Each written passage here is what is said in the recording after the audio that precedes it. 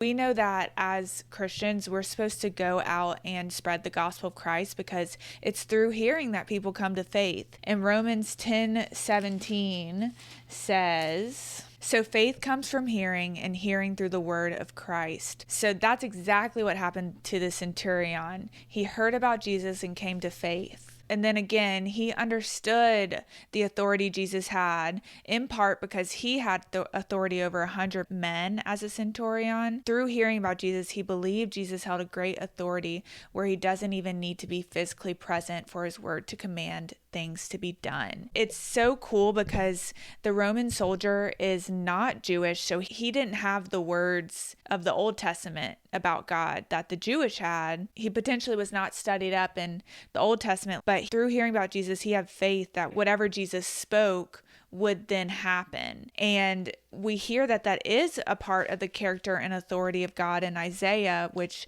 would have been a text that they had access to at the time, the Jewish people.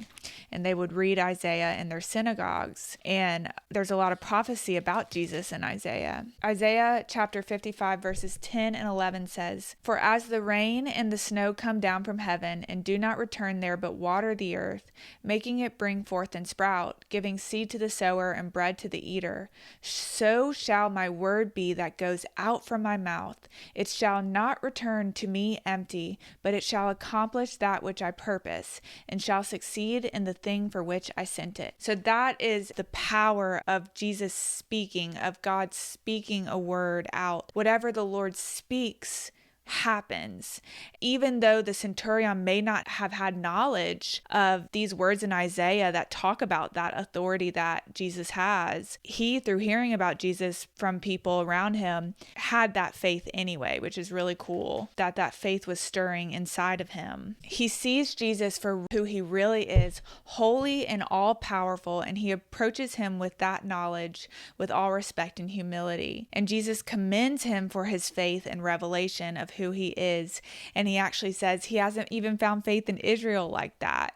So the Jewish people, who they've known that the Messiah was going to come through their lineage, through Jewish lineage, he up to that point had not even seen faith within the Jewish community, who knew to the extent that this Roman centurion did about his holiness and authority. We see in verse 9, Jesus says, I tell you, not even in Israel have I found such faith. And in verse 10, and when those who had been sent returned to the house, they found the servant well. So his faith, combined with the word of the Lord being sent out, healed this man.